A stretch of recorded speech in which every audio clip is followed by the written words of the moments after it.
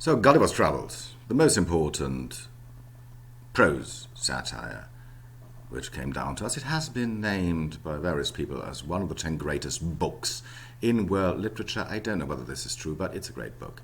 And it's so highly influential that satire would certainly be completely different if it hadn't been for Jonathan Swift's Gulliver's Travels. Here you see the frontispiece.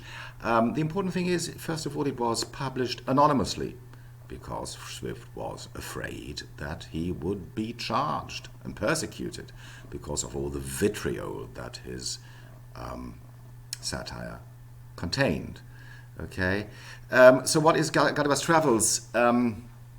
It is a prose satire, very juvenalian, consisting of 4 books altogether, which has 4 different voyages by its main character called Lemuel Gulliver. Okay. The name alone, Gulliver, is a telling name, Gulliver being a play on words with gullible. And gullible is somebody who's very naive, okay, believing easily. This is what gullible means. So Gulliver is one who is very naive indeed. And so you have 4 voyages. I mean, the first voyage is to the land of the Lilliputians, which we will concern ourselves with. Okay. The second is a voyage to Brobdingnac, where Gulliver is a dwarf and the others are the giants. Lilliput is the other way around.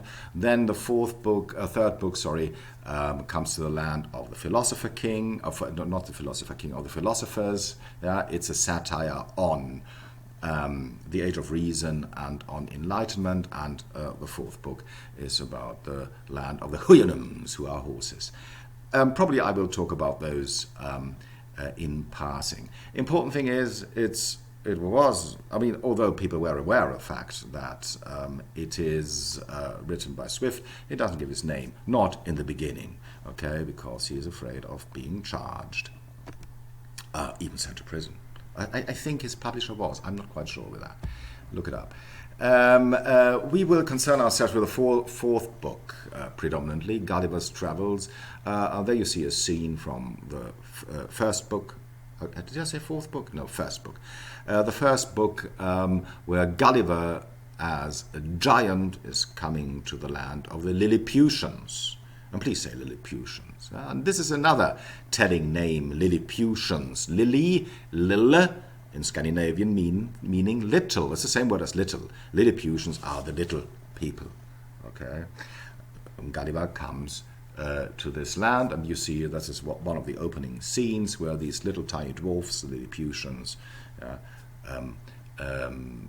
tie Gulliver up and confine him to the ground. Okay, here we go. Gulliver's Travels, first of all, and we have to say that before we start, is a travelogue, or at least disguises itself as a travelogue. Okay, particularly book 1. Travelogues is a very important kind of writing which Augustan readership loved a lot. Okay, travelogues, travel adventures of people who visited different countries and continents in their sea voyages, okay, and the experiences they made, the strange cultures and people they encountered, and so on. It's one paradox is there that the more different the world and the people they describe, the most believable it seems to be in those days. Okay? Because people with the world being basically unknown and consisting of white spots, predominantly continents like Africa and South America and Asia, what have you. I mean, people believed that the English and the Europeans, that those people must be completely different from us because they are so far away. I mean, it's more or less the way we would picture aliens today. And the more different aliens are from what we look like, the more believable it is. Yeah? Think about it. Really true. So intellectuals would never picture aliens like us, 2 legs and 2 arms. Vulcans or Klingons or something like that. Okay, in a way, this has to do with the fact that the land, and if you look at the map, this is 18th century map, is basically, white. You don't know anything about Siberia or something like that. I mean, Europe is well known, but Africa is a white spot. So is most of the Americas. Okay, here Australia is not even well known. I mean, it had been discovered, but the shape is completely off limits, and so on. So yes, be aware of the fact the world is unknown, and this is the context of Gulliver and travelogues. This is why people were so fond of travelogues, because they wanted to know what those people are like. They wanted to learn. The Augustan age is also the time where people want to learn, and they thought we can learn a lot more from real adventures than adventures made up. And this is the reason, Gulliver's Travels disguises itself as reality. That this Gulliver, writing in the first person, that he really experienced these things. And yes, in those days we know there were really people who boasted that they knew Gulliver and had traveled with him on a ship and something like that. Okay, they believed it. Yeah, just because, I mean, the world he describes is so different. Just want to show you a few things, what people did believe. Yeah, this is the 18th century. They believed in that. Yeah, that there exist human beings, okay, who don't know, without heads, who have their faces directly in their chests, particularly in Southern America. I mean, Sir Walter Raleigh, who was in America 100 years before the times of Swift, okay, he believed those stories, and he even said he had seen them, those people, okay, people without heads entirely. Yes, but yeah, they were believable, okay.